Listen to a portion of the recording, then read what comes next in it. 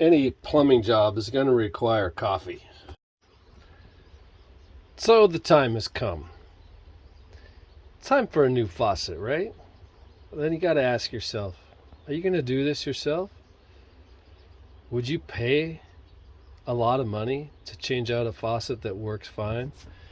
Even though, okay, these handles have got some really sharp plastic on here. It's like it's wearing out. Every time you touch the faucet, it gets water drops that you need to dry off. Drops on the counter that need to be dried. Oh boy. So you decide you're gonna do it. You get the touchless faucet. Oh yeah. So it's got the sensor, it's got batteries. Tell yourself you can put this in. Taking it to the RV store or a plumber, they're going to charge you hundreds and probably overcharge you on a faucet too. I believe this one was under $100. It was like $79. Now, taking out the old faucet, a pain. I can tell you for a fact. Mostly because it's way up under here and this sink is really deep. The leads are short. So I managed to contort myself up there. Simply unscrewing the water things was kind of a chore. Not that they were tight, it's just hard to get at, very awkward, lots of stuff in the way. So I got those off, but these are giant leads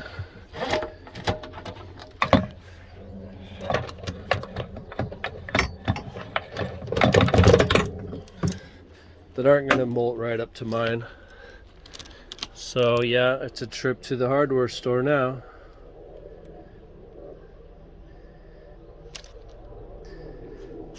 They give me these adapters, not quite big enough. So I need to go from this to that. Yeah, I'm sure I don't have that in my plumbing stuff, but let's just go look. A quick look in my fittings bin resulted in a big zero. But what I did get out of there was I'm gonna need some of this compression tape, and we're gonna move on. Well, folks, I was really feeling bummed when I saw the thickness of this shaft compared to this hole. But oh my gosh, it fits perfect. Because I'm like, oh no, I just have this dread whenever I got any plumbing project, and like I approach it with a tint of negativity. But I'm starting to feel better now. Man, I'm almost done. And whew. Okay, I'm about to put this in here. I'm gonna wipe this dirt off first though. 19 years of dirt gone, and we're on the home stretch now.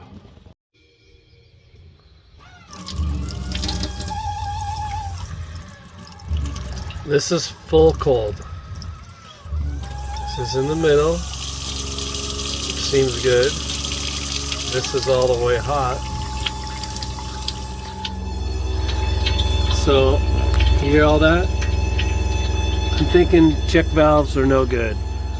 I was blowing through them with my own air from my body. It's really hard to blow through. So I think RV application, check valves are not going to be good enough. That's really poor flow. So now it's taking it back apart. I'm going to remove the check valves and we'll try it again. I thought I was out of the woods. Damn it. Okay, check valves are out, pressurizing with the water on. Now I'll turn it off.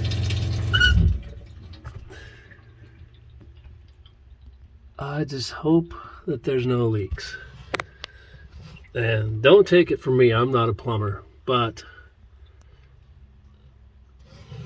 I'm the king of over tightening.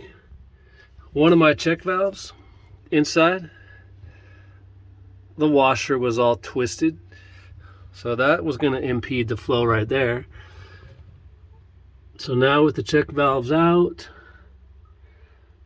you can't check for leaks too many times, folks. You know, you think you're saving money doing it yourself, and then next thing you know, you've got water damage in your RV.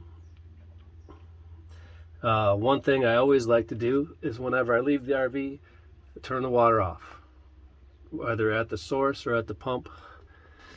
You just can't be too careful. Water will leak at its earliest opportunity. So far so good. Hopefully I'm good. Okay, here we go. All in all, it was pretty good. So this is the up cold position.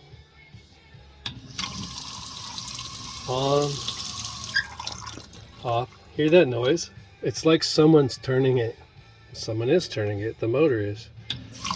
Little takes 4 AA batteries.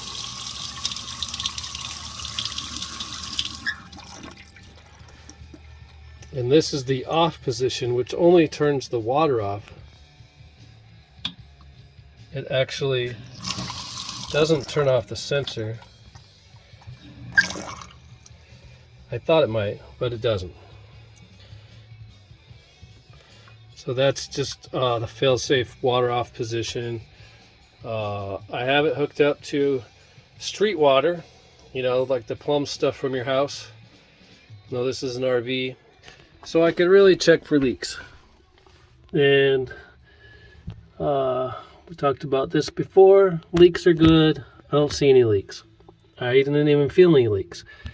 And this is the battery box and module. Very straightforward. I actually utilized one of the holes that was already in the RV to hold the wires, and then another screw.